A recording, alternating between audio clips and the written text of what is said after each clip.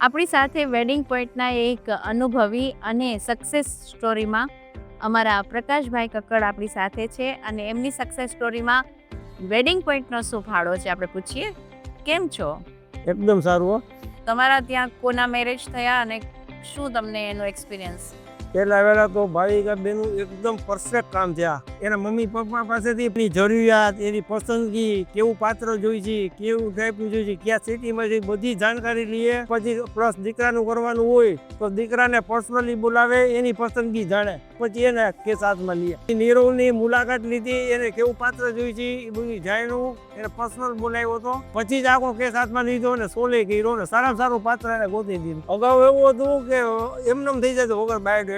હવે જમાનો નથી, કોઈ પાસે ટાઈમ નથી કે દીકરાની બાયોડેટા લઈને ક્યાંય જાય. 100%ની વાત. હા, એના માટે બેસ્ટ અને પરફેક્ટ ઠેકાણું કહેવાય.